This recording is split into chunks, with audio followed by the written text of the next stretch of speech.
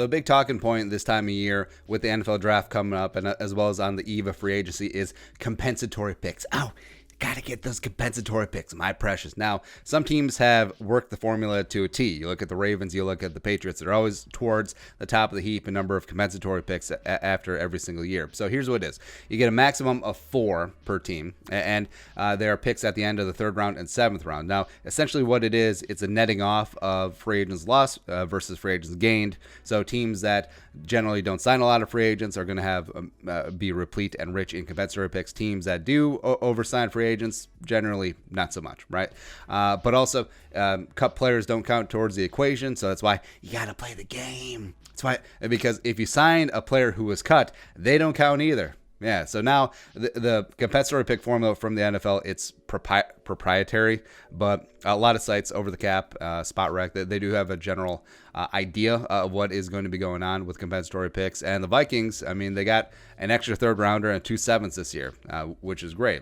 And also factoring into what level of picks that you get, cost, how much the players sign in free agency, how much you sign a guy for in free agency, playing time, postseason awards, all that other stuff. It's very convoluted. Either way, the Vikings came away with a haul of picks because last year, the Vikings lost Andrew Sendejo, but the Eagles cut Sendejo before he factored into the compensatory formula, which is why this is so vindictive. Yeah, but also they lost Nick Easton to a big deal down with the Saints. Trevor Siemian to a decent deal with the Jets. Sheldon Richardson, of course, to a monster 1-year deal or multiple-year deal. Doesn't matter. Lost him to the Browns. Tom Compton. Okay.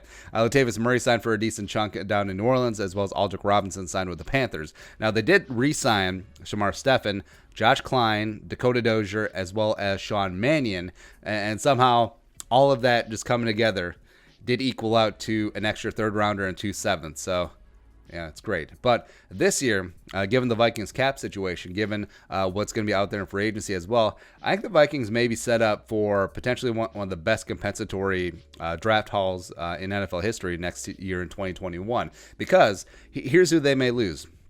Trey Waynes is probably going to get $8-9 million a year. Anthony Harris is probably going to become one of the highest paid safeties in the league. Steve Weatherly will probably get $6-8 million a year. Mac Alexander will probably be in the $8 million a year range as well. All of them going to figuring to get big money in free agency. And even though the Vikings cut Rhodes, cut Linval, they don't count into the compensatory formula. I'm unsure if Everson would factor in because they technically didn't cut him. He technically opted out, so I don't know how that actually does factor in. Either way.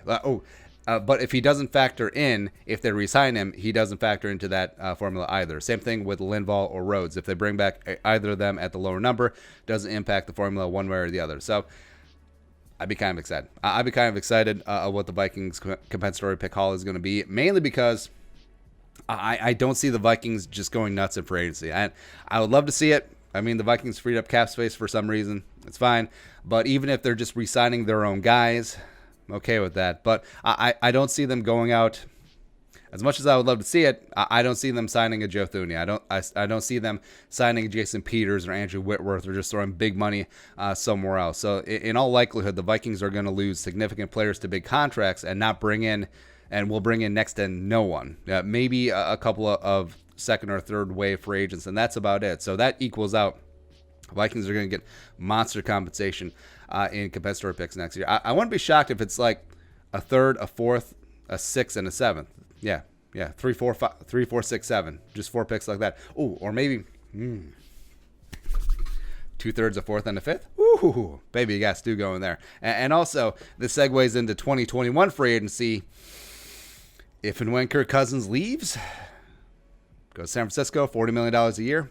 Be in line for a nice free agent compensatory pick haul there yet again. But that's it. That's our thoughts. Vikings in line for 2021 compensatory picks. Great. Yeah, we're on the eve of free agency, and we're talking about 2021 compensatory picks because that's how the Vikings free agency is right now because they have massive contracts on their cap, and they can't really do anything about it. But thank goodness we got Kirk Cousins. Let us know in the comment section below. Also, subscribe for daily Vikings takes. If you want to support the work, below some of the Venmo. Plus, give us a follow on social media as well. Until next time, Skol. Production value.